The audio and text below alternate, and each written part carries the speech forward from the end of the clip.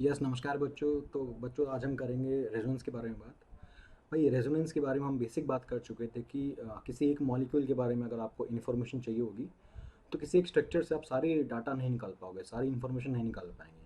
तो इसलिए उसके मल्टीपल डाटा या मल्टीपल इन्फॉर्मेशन निकालने के लिए आपके पास एक से अधिक स्ट्रक्चर्स बन सकते हैं, पॉसिबल हो सकते हैं, जिन्हें हमने RS नाम दिया था, रेजोनेटिंग स्ट्रक्चर नाम दिया था। ठीक है, और उन सबको मिलाएंगे तो बनेगा रेजोनेंस हाइब्रिड। तो ये बेसिक डेफिनेशन जो हमारे पास थी रेजोनेंस की, कि एक से अधिक स्ट्रक्चर चाहिए होते हैं उसको डिफाइन करने के लिए, उसकी प्रॉपर्टीज़ को स्टडी करने के लिए। It can be bond length, it can be bond order, ये सारी प्रॉपर्टीज़ हो सकती हैं पढ़ने के लिए। तो वो था अपने पास रेजोनेंस। आज हम क्या करेंगे, आज हम उस बात को लिखेंगे, एग्जाम्पल समझेंगे, और कॉन्जुगेशन, डीलोकलाइजेशन, ये सब शब्द जो आएंगे रेजोनेंस के अंदर, उन बातों को केयर करेंगे, उन बातों को स्टडी करेंगे। उसके बाद देखेंगे भाई कि कहाँ कहाँ पे रेजोनेंस हो सकता है, कौन कौन से केस पॉसिबल हैं, देन सम एग्जांपल्स। ठीक है, तो इसके बाद एक और लेक्चर लगेगा, लेक्चर नंबर 5। ये तो 4 वाले हैं, तो 5 लेक्चर में आपका पूरा रेजोनेंस खत्म हो जाएगा इन डिटेल। ठीक है, तो शुरू करते हैं। लेक्चर 4 है ये अपने पास। ठीक है,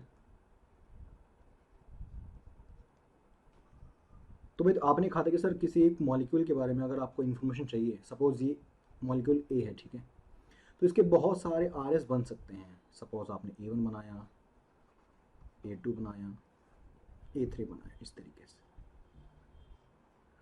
इस तरीके से। और डबल हेड एरो से हम इन तीनों को रिप्रेजेंट करेंगे कि भाई जो A1 A2 A3 क्या, ये रियल स्ट्रक्चर नहीं है, लेकिन इन तीनों को चेक करके ही आप उस ए के बारे में, कंप्लीट इन्फॉर्मेशन के बारे में पता कर सकते हैं उसकी। So what is this A representing here? Resonance hybrid, which is the real picture. ठीक, और ये जो A1 A2 A3 क्या है, ये क्या है भाई?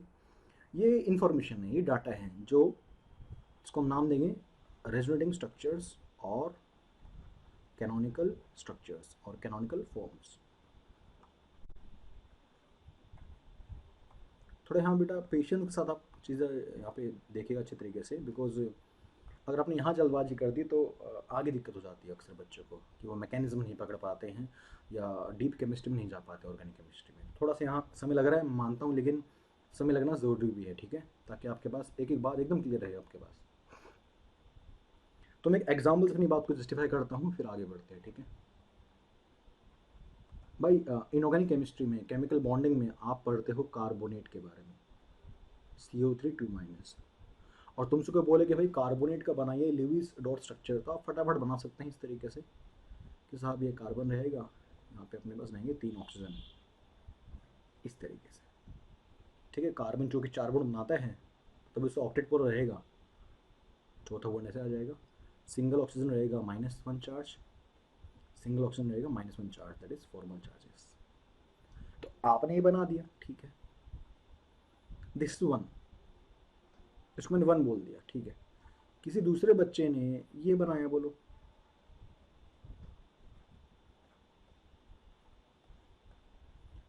और सपोज किसी तीसरे बच्चे ने ये बनाया, बोलो, इस तरीके से। तो क्या मैं सेकंड थर्ड वाले बच्चे को गलत प्रूफ कर सकता हूँ? नहीं सर, सेम लग रहे सर मुझे तो। सेम नहीं है, सेम तो आप नहीं कहेंगे सर, तीनों सेम है। तीनों वैसे तो सेम है, लेकिन तीनों अपनी अपनी इन्फॉर्मेशन आपको दे रहे हैं, तीनों अलग अलग आपको इन्फॉर्मेशन प्रोवाइड कर रहे हैं। पहला वाला क्या कह रहा है कि भाई साहब, इसको अगर आप 1 मार्क कर लेंगे तो 1 और कार्बन के बीच डबल बॉन्ड है। दूसरा वाला कह रहा है नहीं भैया, 2 और कार्बन के बीच डबल बॉन्ड है। तीसरा वाला बच्चा कह रहा है नहीं सर, थर्ड और कार्बन के बीच डबल बॉन्ड है। यानी कि सबका अपना नज़रिया रहेगा देखने का, सबका अपना एक व्यू पॉइंट है इसको चेक करने का।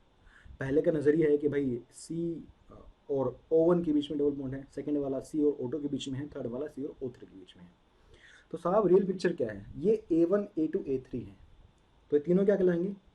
दीज आर रेजोनेटिंग स्ट्रक्चर्स और कैनोनिकल स्ट्रक्चर्स और canonical forms. They are not real, ये रियल पिक्चर नहीं है। हम बनाते तो हैं पेपर पे, लेकिन रियलिटी में मॉलिक्यूल इन तीनों की वजह से कुछ ना कुछ इन तीनों को मिला के बनेगा। इन तीनों के वैल्यूज को ऐड करके आपका बनेगा रियल स्ट्रक्चर, जिसको बोलते हैं रेजोनेंस हाइब्रिड। तो सर वो कैसे दिखाई देगा?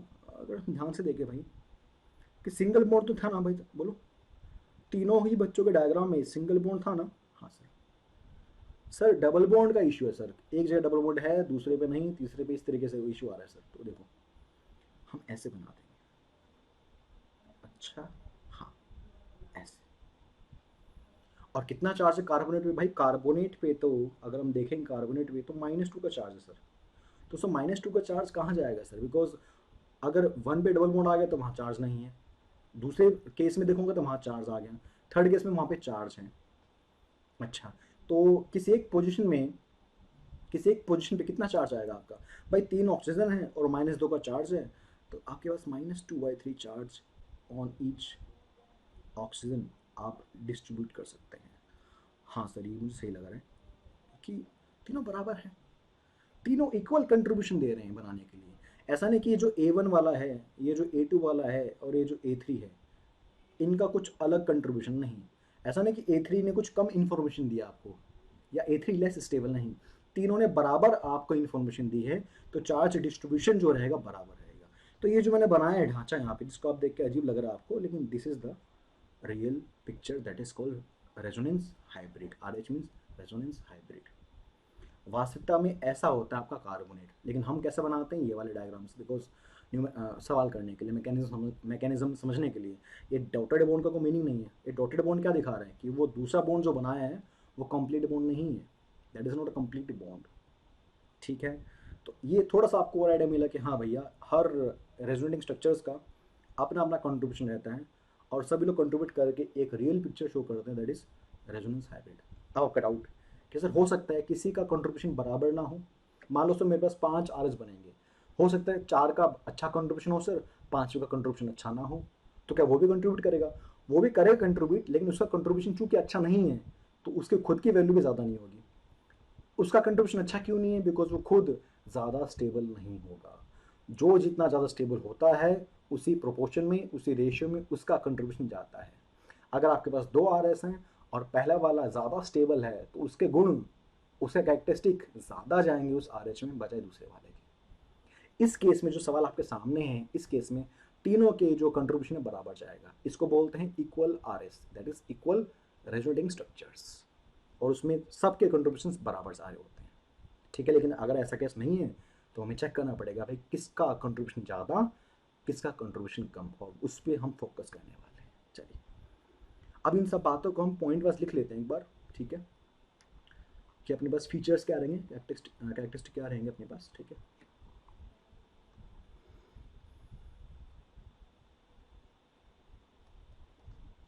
आज रक्षाबंधन का दिन है भाई, अच्छी तरीके से आपने, उम्मीद आपने एंजॉय किया होगा आज ना। चलिए लिखिए फर्स्ट पॉइंट, कुछ पॉइंट लिखवाने मुझे आपको, ठीक है। RH resonance hybrid, resonance hybrid जिसे आप RH कह रहे हैं,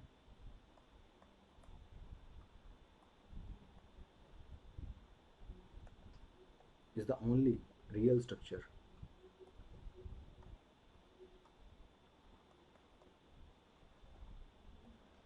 विद लोवेस्ट एनर्जी। उसकी एनर्जी लोवेस्ट रहेगी, क्यों? सबसे ज़्यादा स्टेबल यही रहेगा। RH is the most stable because यही रियल पिक्चर है अपने पास, विद लोवेस्ट एनर्जी। और केमिस्ट्री में आप जानते हैं कि एनर्जी, पोटेंशियल एनर्जी अगर आपकी लोवेस्ट रहेगी तो आपकी स्टेबिलिटी क्या रहेगी? हाईएस्ट रहेगी, and stability will be highest, and highest stability.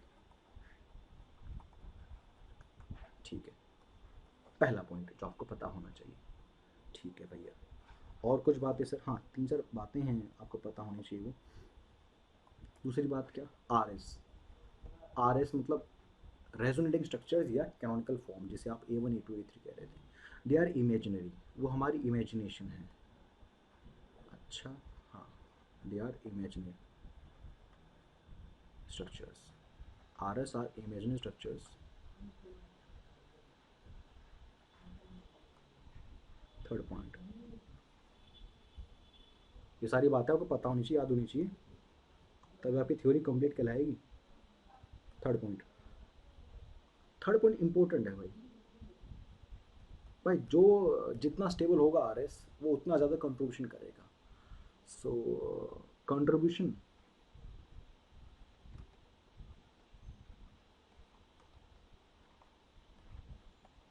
of RS towards stability, towards RH, is proportional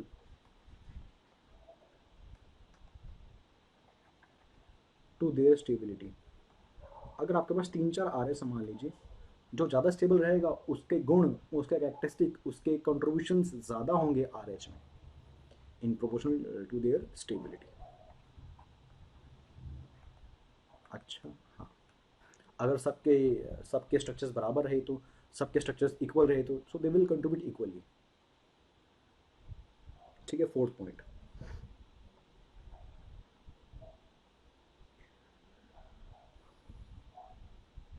ये भी इंपॉर्टेंट है क्या?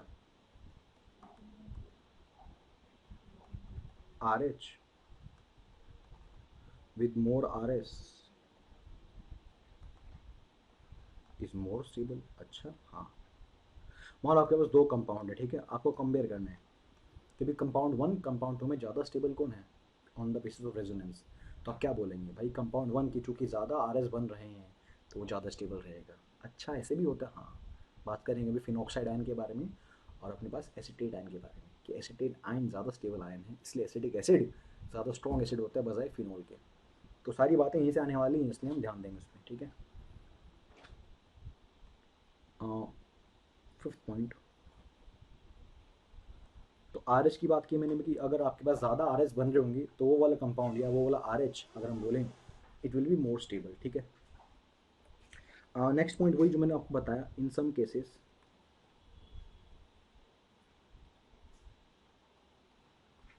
केसेस इक्विवेलेंट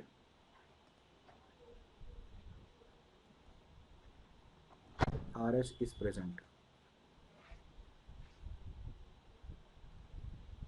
क्या आपके पास 3-4 आर एस बने और 3-4 आर एस अपने आप में बराबर हैं देखा जाए तो, जैसे कार्बोनेट में 3 आर एस बनेंगे, तीनों के तीनों आपस में बराबर हैं, तो उनको बोलेंगे all of them are equivalent are S, यानी कि तीनों की स्टेबिलिटी, तीनों की एनर्जी, तीनों का कंट्रीब्यूशन बराबर जाने वाला है। तो सिर्फ इसका फ़ायदा क्या है इस पॉइंट का? इस पॉइंट का फ़ायदा ये है, नोट में लिखिए इस बात को। अभी मैंने क्या बोला था, अगर कंपाउंड 1 के ज़्यादा आर एस बनेंगे तो ज़्यादा स्टेबल हो जाएगा, और कंपाउंड 2 के अगर आर एस कम बनेंगे तो कम स्टेबल हो जाएगा। ठीक है, लेकिन अगर कंपाउंड 1 के सिर्फ 2 ही आर एस बने, सिर्फ 3 ही आर एस बने, लेकिन वो आर एस इक्वल हैं, इक्वल कंट्रीब्यूशन दे रहे हैं, और कंपाउंड 2 के मान लो 5-6 आर एस बन गए, लेकिन 2-3 तो बेकार हैं, बस कंट्रीब्यूशन दे ही नहीं रहे, बस नंबर संख्या के लिए बैठे हुए हैं। तो अगर नंबर और इक्विवेलेंट का की बात की जाए तो हमेशा नंबर हार जाएगा इक्विवेलेंट के मुकाबले। इस बात को आगे यूज़ करेंगे अभी, इसको लिख लीजिए इंपॉर्टेंट मार के, stability of compound having equal R's और equivalent R S compound.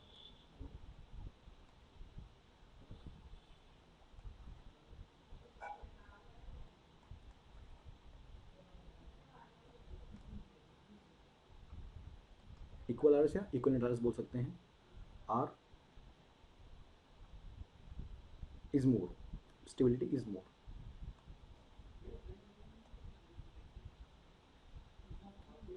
As compare to number of R's. अच्छा, इस बात को ध्यान दीजिएगा आप, इसी एग्जाम्पल लेंगे आगे चल के।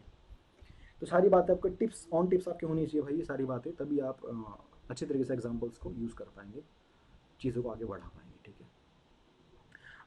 अब मैं अपनी बात को समझाता हूँ यूजिंग सम एग्जाम्पल्स, कि भाई रेजोनेंस का मीनिंग समझ चुके हैं, अब आगे बढ़ना चाहिए, अब एग्जाम्पल्स में, केसेस में आना चाहिए।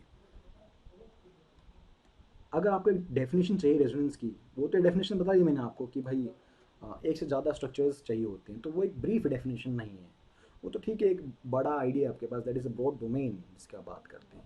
एक ब्रीफ डेफिनेशन ऑर्गेनिक केमिस्ट्री के हिसाब से बताइए आप मुझे कि सर रेजोनेंस कहाँ होता है। भाई रेजोनेंस वहाँ होगा जहाँ डी लोकलाइजेशन होगा। क्या बोला मैंने? जहाँ डी लोकलाइजेशन होगा। तो लिखो इस बात को, अगर हम डिफाइन करना चाहें तो डेफिनेशन के हिसाब से,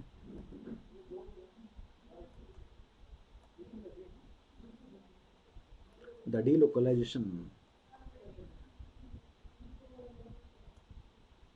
delocalization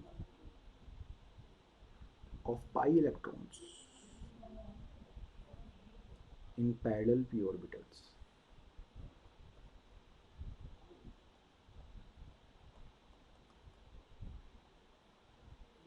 is known as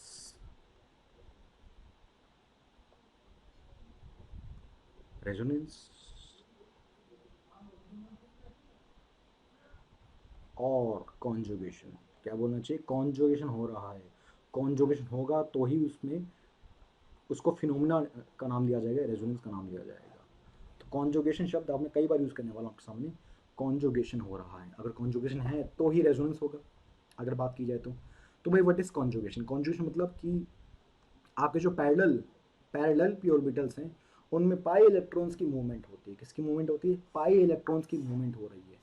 so the delocalisation, what is meaning of delocalisation? भाई अगर आपके इलेक्ट्रॉन्स एक जगह बैठे होंगे तो उनको बोलेंगे लोकलाइज्ड। लोकल है भैया, ये तो घूमता फिरता नहीं है। अगर वहाँ से मूव कर रहा है, डी लोकलाइज करेगा, तो it is called delocalisation. तो आपके जो पाई इलेक्ट्रॉन्स है वो डी लोकलाइज करेंगे पैरेलल पी ऑर्बिटल्स में। मान लो दो ऑर्बिटल्स पैरेलल है इसके पी ऑर्बिटल्स, तो ऐसे वो मूव कर रहे होंगे। समझाऊंगा अभी डायग्राम बना के, ऑर्बिटल डायग्राम बना के समझाऊंगा अभी आपको। उसको बोलते हैं कॉन्जुगेशन, या उसको आप बोल सकते हैं रेजोनेंस। बिकॉज कॉन्जुगेशन होगा, ये डीलोकलाइजेशन होगा तो ही आपका रेजोनेंस फिनोमिना आ रहा होगा, तो ही आपके डिफरेंट स्ट्रक्चर्स बन रहे होंगे। तो क्लियर है? चलिए इस बात को एक समझाता हूँ आपको मैं डायग्राम से। एक एग्जांपल लीजिए आप, जैसे यहाँ देखिए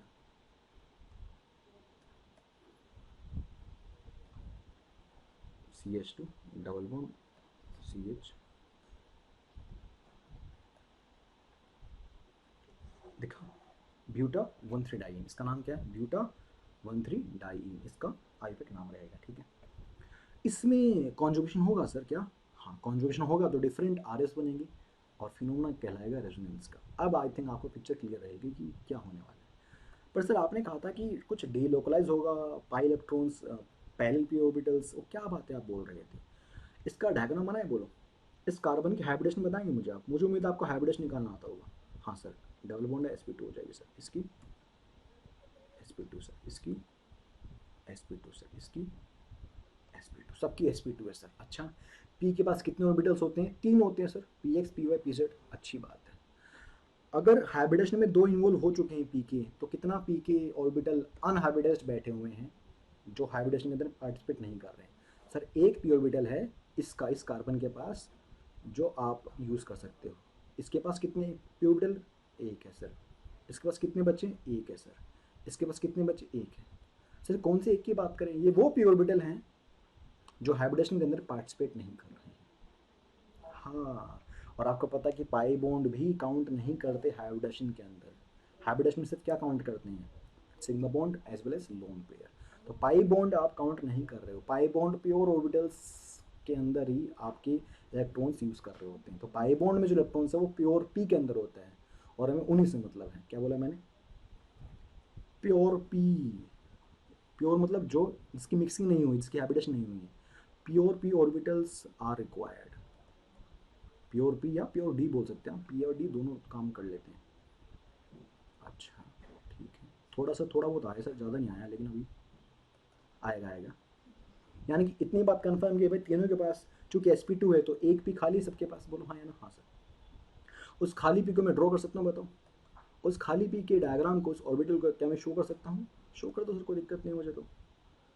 सर ये सिग्मा बॉन्ड है, बताओ। सिग्मा बॉन्ड है तो आपको शो करना पड़ेगा। ठीक है, मैं शो कर रहा हूँ, मुझे कोई दिक्कत नहीं। पाई बॉन्ड है ना सर, तो पाई बॉन्ड बना कैसे होगा सर? सर पाई बॉन्ड बनता है साइडवेज ओवरलैपिंग से। क्या बोला आपने? पाई बॉन्ड बनता है साइडवेज ओवरलैपिंग से, और पाई बॉन्ड बनता है प्योर पी ऑर्बिटल्स के इन्वॉल्वमेंट, प्योर पी ऑर्बिटल के इन्वॉल्वमेंट से। अगर आपका प्योर पी ऑर्बिटल्स इन्वॉल्व नहीं हो रहे हैं तो पाई बॉन्ड बनेगा नहीं।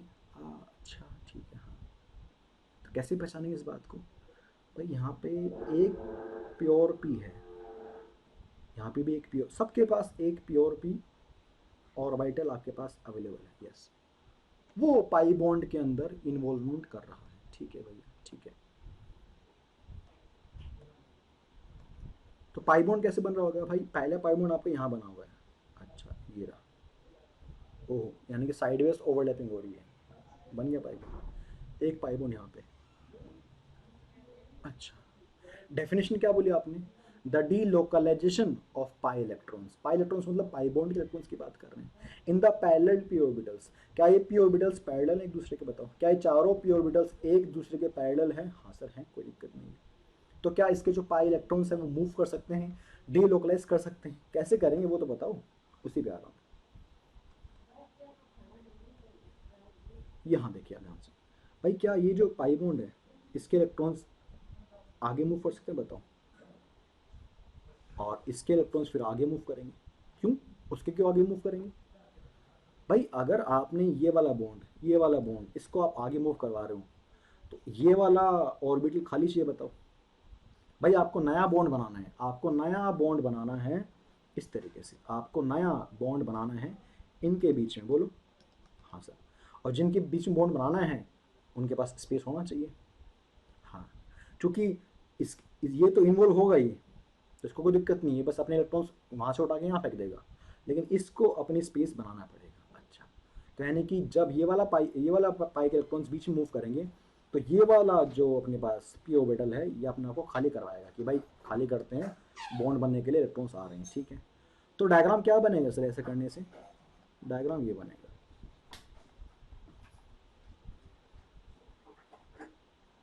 तो क्या हमें एग्जाम में डायग्राम बनाना है? डायग्राम आपको नहीं बनाना एग्जाम में, एग्जाम में सीधा कर देंगे आंसर, लेकिन उस सीधा करने से पहले आपको समझा रहा हूँ।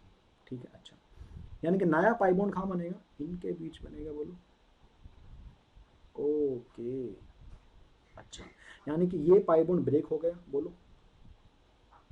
और ये पाई बॉन्ड भी ब्रेक हो गया। अच्छा, और नया पाई बॉन्ड यहाँ बन गया। ओहो, अब मुझे बताओ, ये जो ऑर्बिटल है बेचारा, जो पाई इलेक्ट्रॉन्स शेयर करके पाई बॉन्ड बना रहा था, अगर देखा जाए तो इसके पास तो कुछ बचा ही नहीं, बेचारा खाली हो गया। खाली मतलब क्या? इलेक्ट्रॉन्स चले गए, इलेक्ट्रॉन्स के पास है नहीं, तो इस पर साइन क्या आएगा? पॉजिटिव साइन आ जाएगा। कार्बन प्लस बन गया, कार्बोकटायन बन गया। अच्छा, और ये महाशय जो है ये वाला, ओहो, इसके पास पूरे इलेक्ट्रॉन पेयर इसके पास आ चुके हैं। ये जो पूरे इसमें देखो, एक पाई बॉन्ड में दो इलेक्ट्रॉन्स होते हैं, वो दोनों इलेक्ट्रॉन्स उठ के इसके अंदर आ चुके हैं, बिकॉज एक ऑर्बिटल में दो इलेक्ट्रॉन्स आ सकते हैं। अच्छा, तो इस पर आ जाएगा माइनस चार्ज। ये खुश हो गया भाई, माइनस आ गया अपने पास, तो क्या चाहिए अपने को? यानी कि अगर आप देखो तो मैंने क्या किया, मैंने पैरेलल पी ऑर्बिटल्स में पाई बॉन्ड्स को घुमाया है, डीलोकलाइज किया है, इसे कंजुगेशन कहते हैं। अभी तो कहा था ये रेजोनेंस है। मुझे बताओ, जब मैंने इस कॉन्जुगेशन को जो किया, आपको कुछ मिला? हाँ सर, ये पहला आर एस है A1, सर ये दूसरा आर एस लग रहा है मुझे A2, और इन दोनों को कंट्रीब्यूट करूंगा मैं, तो क्या बनेगा? Resonance hybrid. अच्छा, और इस पूरे फिनोमेना को बोलते हैं रेजोनेंस। अच्छा, तो छोटा जो डोमेन है दैट इज कॉन्जुगेशन। कॉन्जुगेशन होगा नहीं होगा बताइए? उसके लिए पैरेलल पी ऑर्बिटल्स होने चाहिए, उसमें डीलोकलाइज होगा आपके क्या, आपके पाई इलेक्ट्रॉन्स उसमें डीलोकलाइज करेंगे इस तरीके से, और कॉन्जुगेशन होगा तो आपका आर एस बनेंगे और फिनोमेना कहलाएगा रेजोनेंस। मुझे उम्मीद है कि आपको थोड़ा सा आइडिया मिला होगा कि मैं क्या कहने की कोशिश कर रहा हूँ। बोलो, बोलिए बोलिए, बस कह दो फटाफट से, बोलो। ठीक, ओके। अगर मैं इस पिक्चर को थोड़ा सा क्लीन करूँ, क्लीन मतलब कि भाई अब एग्जाम में थोड़ा ना डब्बे बनाने बैठेंगे, तो एग्जाम में क्या करेंगे सर? एग्जाम में ऐसा करेंगे, एग्जाम में ऐसा करेंगे भाई, ये जो A1 है वो यही तो है जो आपने बना रखे हैं। अच्छा, और A2 क्या है सर? भाई अगर तुम ध्यान से देखोगे A2 में, तो बॉन्ड बीच वाले कार्बन के बीच बन चुका है, अगर आप ध्यान से देख रहे हैं तो। हाँ सही सही कह रहा हूँ। और लास्ट कार्बन पे क्या आ चुका है? माइनस। ओ, टॉपी मास्टर माइनस आ गया, इस पर बेचारा बेकारी हो गया, डेफिशिएंट हो गया, प्लस आ चुका है। ओ, बड़ा बुरा हुआ इसके साथ तो ये दोनों क्या कहलाएंगे आपस में? They are R S of each other, they are R S, they are resonating structures और कैनोनिकल स्ट्रक्चर्स और कैनोनिकल फॉर्म्स। यस और? तो सर इस सीधी बात को हम कैसे करेंगे सर अगर एग्जाम में करना हो तो? भाई ऐसे दिखाते हैं एरो बना के कि पाई इलेक्ट्रॉन यहाँ गया। अच्छा, ओके, और इस कार्बन को वैकेंट होना पड़ेगा बिकॉज इसके पास अभी तो पाई बॉन्ड है, इस पाई बॉन्ड को इसको तोड़ना पड़ेगा, इसको तोड़ तोड़ के आगे भेजना पड़ेगा। ऐसे एक तीर और मार दो। अच्छा, तो सर यहाँ से वहाँ नहीं आ सकते, आप यहाँ से वहाँ जाओ या वहाँ से यहाँ, वही की तो बात है। ओके ठीक है, गॉट इट। तो ये R1 RS1 बोलेंगे इसको, ये RS2 R2, ठीक है। और इन दोनों को मिलाएंगे तो you will get your real picture, that is resonance hybrid. तो आपने पैरेलल पी ऑर्बिटल्स में डी लोकलाइजेशन किया है पाई इलेक्ट्रॉन्स का, किसका, पाई इलेक्ट्रॉन्स का, जो कि प्योर पी ऑर्बिटल्स की वजह से बन रहे होते हैं, उनकी इन्वॉल्वमेंट की वजह से बन रहे होते हैं। अच्छा सर, डाउट्स बहुत सारे आ रहे हैं कि सर या क्या ये दोनों आर एस इक्वल हैं, एक तो ये डाउट आ गया सर मुझे। उसका डाउट का आंसर है भैया नहीं है सर। क्यों नहीं है, कैसे पता करेंगे, आगे आऊँगा मैं, चिंता ना करें आप। बताऊँगा कि भाई अगर 4-5 आर एस गिवन है तो ज़्यादा स्टेबल आर एस कौन सा है, कम स्टेबल आर एस कौन सा है, कैसे पहचानेंगे, उसके पॉइंट बनते हैं 3-4 पॉइंट, वो लिखवा दूंगा मैं, कोई बड़ी बात नहीं है। अभी मुझे कॉन्जुगेशन जो मैंने पढ़ा है कि कॉन्जुगेशन क्या होता है, अब वो केस कौन कौन से हैं, क्या एक ही केस बनता है। अगर आपने पहचाना हो यहाँ पे तो आपने क्या पहचाना है कि यहाँ pi sigma pi, pi sigma pi, अच्छा ये एक लिंकेज बन रही है, ये एक तरीके से देखा जाए तो ये एक कॉन्जुगेशन पैटर्न है। ऐसे और भी पैटर्न हो सकते हैं क्या सर, मुझे बताइए कि सर सिर्फ पाई सिग्मा पाई में ही रेजोनेंस होता है, वहीं कॉन्जुगेशन होता है, नहीं और कोई पैटर्न है सर। हाँ, उन पैटर्न्स की मैं बात करने वाला हूँ कि और कहाँ कहाँ किन किन टाइप के अंदर आपके कॉन्जुगेशन पॉसिबल है, ठीक है। चलिए, तो अगर आपने यहाँ तक वीडियो देखी है तो मुझे उम्मीद है कि आपको थोड़ा बहुत आ गया होगा। यस, तो अब लिखिए कॉन्जुगेटेड सिस्टम्स, और कहाँ कहाँ मुझे अपने दिमाग दौड़ाना है, कॉन्जुगेशन करवाना है, कॉन्जुगेटेड सिस्टम। और पहली बार मैं जब पढ़ते हो तो आपको लगेगा सर टफ लग रहा है सर ये तो मुझे, लेकिन बिलीव मी, थोड़ा प्रैक्टिस के साथ ना और थोड़ा क्लासेस के साथ चीज़ें will be smooth, things will be smooth, ठीक है। हाँ हाँ, कुछ रहेगा अपने पास, जैसे एक तो आपने ये देखा पाई सिग्मा भाई, ये क्या है सर, कार्बन कहाँ गया, मत बनाओ कार्बन, किसने मना किया कार्बन आपको बनाने के लिए, अच्छा ठीक है, कोई दिक्कत नहीं, कोई दिक्कत नहीं है, नहीं सर चल जाएगा, चल जाएगा सर, ठीक है। दूसरा पाई सिग्मा और यहाँ प्लस, इसका मीनिंग क्या है, इसका ये मीनिंग है अगर देखा जाए तो, बोलो CH2 प्लस, ये तो पाई सिग्मा पाई हुआ ही नहीं, इसमें कहाँ से हो जाएगा कॉन्जुगेशन, रुको भैया सबर रखो। अच्छा होगा इसमें, हाँ होगा, कहाँ होगा दिखाना मुझे, दिखाऊंगा, सबर रखो। पाई सिग्मा माइनस, इधर भी हो जाएगा, हाँ ठीक है, आप कह रहे हो तो मान लेता हूँ, ऐसे बिलीव नहीं हो रहा मुझे। पाई सिग्मा लोन पेयर, अच्छा या तो माइनस चार्ज उस एटम पे या उस एटम में लोन पेयर हो, ये कहने की बात कर रहे हो, हाँ ये कहने की बात कर रहे हो। चलो ये भी कह लिया, ये भी मान लिया आपकी बात मैंने। और कुछ है, और कुछ केस बच्चों बता दो मुझे, हाँ एक और है रेडिकल, उस पर रेडिकल आ जाएगा, ये भी केस है, अच्छा छठा केस, 2-3 बातें हो रहा है बस।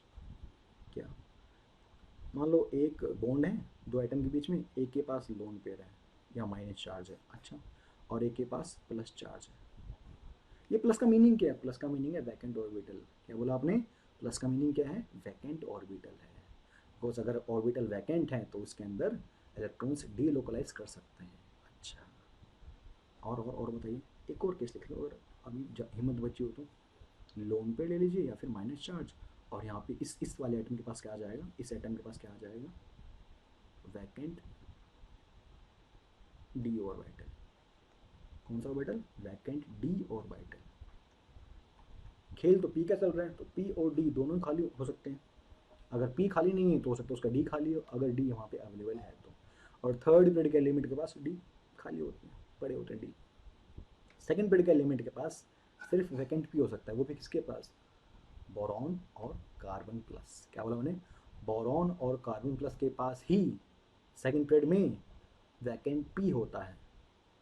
आप नाइट्रोजन, आप ऑक्सीजन, इनके अंदर मत ढूंढने बैठ जाना है वैकेंट पी होगा सर इसमें, भाई vacant P second period element में सिर्फ किसके पास होता है, बोरॉन या उसका भाई कार्बन प्लस, दोनों का मतलब एक ही रहेगा। और थर्ड पीरियड के एलिमेंट के पास अगर पी वैकेंट नहीं है, कोई दिक्कत नहीं है, डी खाली पड़ा है उनके पास, 3D हो गया ना, तो 3D आप जानते हैं कि भाई डी तो स्टार्ट 3D से होता है। तो थर्ड पीरियड के एलिमेंट के पास एल्यूमिनियम, सिलिकॉन, फास्फोरस, क्लोरीन, इन सब के पास you have a vacant D orbital, वो भी इन्वॉल्व हो सकता है कॉन्जुगेशन में, वो भी कर सकता है रेजोनेंस। तो कुछ ऐसे कॉन्जुगेशन सिस्टम आपको पहचानने हैं किसी कॉम्प्लेक्स मॉलिक्यूल में, ये पहचानना है आपको, pi sigma pi, pi sigma plus, pi sigma minus, pi sigma lone pair, pi sigma radical. अच्छा ओके, ठीक है, ये पहला डिमांड ये है। सर थोड़ा सा मुझे समझ में कम आ रहा है, उम्मीद है मुझे वो कम ही आएगा। पहला केस पकड़ते हैं, ठीक है, हम पकड़ते हैं ये वाला केस, क्योंकि ये आ गया तो बाकी आ जाएंगे। ये प्लस का मतलब क्या है? वैकेंट पी ऑर्बिटल है भैया, वैकेंट पी ऑर्बिटल। अगर पता ना हो भाई, वैसे पता होना चाहिए केमिकल बॉन्डिंग पढ़ने के बाद, कि सेकेंड पीरियड एलिमेंट में, अच्छा टेबल ही याद नहीं है, टेबल ही याद नहीं किया तो फिर तो खतरनाक बच्चे हो। यही नहीं पता कि सेकेंड पीरियड में एलिमेंट कौन से आते हैं, तो नमस्कार करते हैं आपको। बोरॉन और कार्बन प्लस के पास ही वैकेंट पी अवेलेबल हो पाता है, ठीक है।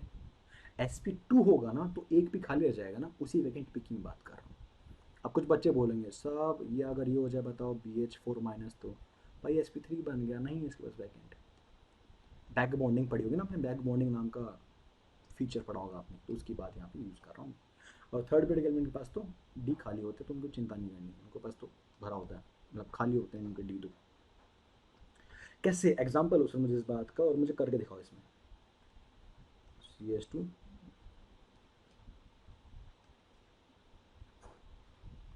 बोल हो जाएगा। इसमें कहाँ कंजूशन कराओगे आप, मुझे पता था आप सीधा नहीं करा पाओगे, तो अगेन मैं बनाऊंगा आपके लिए डायग्राम, अगेन बनाऊंगा आपके लिए डायग्राम। देखो डायग्राम, इसका बनाओ डायग्राम। ये तो खुद में एक RS है, ये तो खुद में एक RS बना दिया मैंने, इसका डायग्राम कैसे बनेगा? अच्छा यहाँ बना हुआ है पाई बॉन्ड, अच्छा प्लस मतलब sp2 है ना बेटा, ये प्लस भी तो एक कार्बन भी तो sp2 है, एक वैकेंट पी है कि नहीं है? हाँ वैकेंट पी है, इलेक्ट्रॉन नहीं है तो प्लस कर दिया आपने, अच्छा कोई बड़ी बात नहीं, नहीं ये इनके बीच पाई बॉन्ड बना हुआ है, देख लो ध्यान से। Okay okay okay. तो क्या इस कार्बन और इस कार्बन में जो पी ऑर्बिटल हैं क्या वो पैरेलल हैं? Yes they are parallel. तो क्या उनके बीच में कुछ बन सकता है मामला? हाँ बन सकता है, क्यों? ये तो वैकेंट है कि लाओ भाई इलेक्ट्रॉन। तो बस क्या करना है आपको, सब कुछ नहीं करना, इसमें तो बड़ा आसान है, तो इसमें तो बस धोखा देना है इसको, कि यहाँ से इलेक्ट्रॉन निकल कर टक यहाँ आ जाएंगे। ओहो शानदार।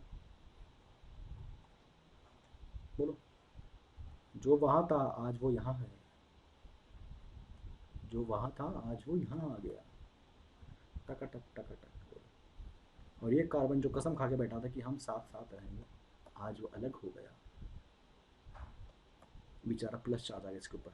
प्लस क्यों आया? बिकॉज इसके पास जो इलेक्ट्रॉन थे वो इसे छीन लिए गए और आगे शिफ्ट कर दिए गए, यानी कि आपने अगेन पाई इलेक्ट्रॉन्स को, पाई बॉन्ड के इलेक्ट्रॉन्स को ही डीलोकलाइज करवाया है। अगेन ये कॉन्जुगेशन है, अगेन ये रेजोनेंस है। अब आप समझ गए होंगे भाई कि इसका दूसरा भाई क्या बनने वाला है, इसका पिक्चर क्या बनेगी बताओ, इसकी पिक्चर तो ये बन गई, इसकी पिक्चर क्या बनेगी बताओ, दिख रहा होगा आपको साफ साफ, CH2 प्लस CH CH2। हाँ समझ गया। अब तो मुझे कुछ बच्चे सर दोनों सेम लग रहे हैं मुझे, तो अगर इतना पढ़ाने के बाद भी आपको दोनों सेम लग रहे हैं तो आपको रेजोनेंस कुछ नहीं आया। दोनों सेम नहीं है, दोनों अपनी अपनी इन्फॉर्मेशन दे रहे हैं। I hope you got the point. हाँ लेकिन दोनों सेम लग रहे हैं मतलब दोनों इक्वल RS के अंदर आ जाएंगे, दोनों के इक्वल कॉन्ट्रीब्यूशन रहेगा फाइनल RH के अंदर। ये कहने का मीनिंग आप कह सकते हैं। मुझे उम्मीद है कि आपको यहाँ तक आ गया होगा, यस और नो, ठीक है। तो इस लेक्चर में मैंने आपको समझा दिया है कि कॉन्जुगेशन सिस्टम कौन कौन से होते हैं, ठीक है, सिस्टम्स कौन कौन से होते हैं। नेक्स्ट लेक्चर जो रहेगा आपको सून मिल जाएगा, जल्दी मिल जाएगा लेक्चर वो भी, उसमें आपको बताने वाला हूँ, क्वेश्चन कराने वाला हूँ उसमें बेसिकली आपको, कि इन सभी सिस्टम पे क्वेश्चन कैसे आ सकते हैं, और फिर नंबर ऑफ RS और 4-5 RS में ज़्यादा स्टेबल कौन सा है। तो 2-3 बातें हम करेंगे नेक्स्ट वीडियो के अंदर।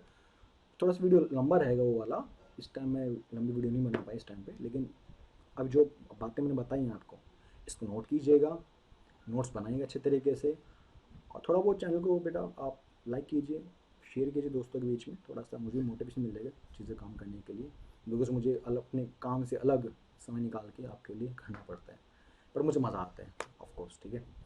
तो करते हैं भाई बच्चों, मिलते हैं नेक्स्ट टाइम में, ठीक है। चलो thank you, take care, enjoy.